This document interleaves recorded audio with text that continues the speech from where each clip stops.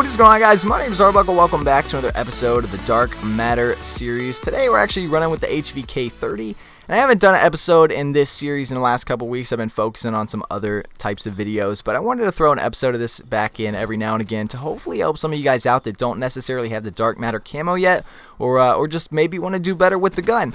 So the goal of this video is to give you a quick little rundown of the gun, what I'm using on it, and what I did to help get some of the challenges complete to be able to get that Dark Matter camo. So the class setup that I'm actually running in this game is the ELO sight with quick draw, stock, and extended mags, and the perks that I'm running are Ghost, Blast Suppressor, and Gung Ho. So I'm running Primary Gunfighter as one of my wild cards, and then Perk 3 Greed, where I have 2 extra perks, whatever it's called, as my second wild card. So that's my pick 10 setup.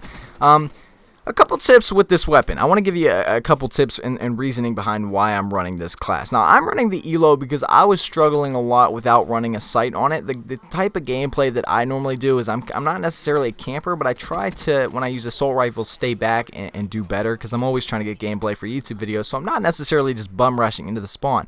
Although you don't need a ELO or red dot on this gun, which is very interesting. This is one of the assault rifles that you don't need a scope on to do well with. This is one of the best assault rifles now since the last update, and an ELO / red dot is not necessary with this gun, which is one thing that's very helpful. Like a lot of guns that you actually have to have red dot and ELO for to do good are just guns that really annoy me, but the fact that you don't really need a red dot on this gun at all to be able to be successful with it is just that I really like that a lot.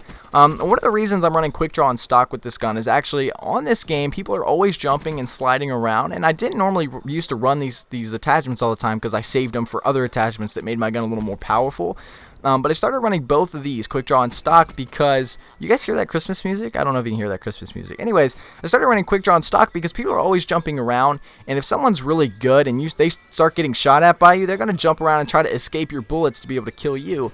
And if you don't have stock or quick draw, you're not going to be able to quickly aim down your sight and be able to stay on target with them because your gun's a lot slower when you don't have these attachments. And one thing that I've noticed is that these have really helped me a lot.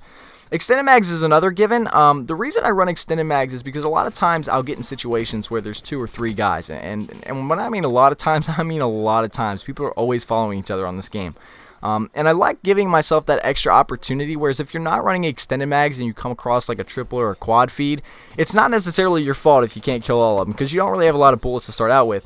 But when I run extended mags, I like giving myself that extra opportunity to be able to get that triple kill or to get that quad. That way I know it's more of my fault if I don't kill all of them. So extended mags is something that's actually really helpful running with the assault rifles.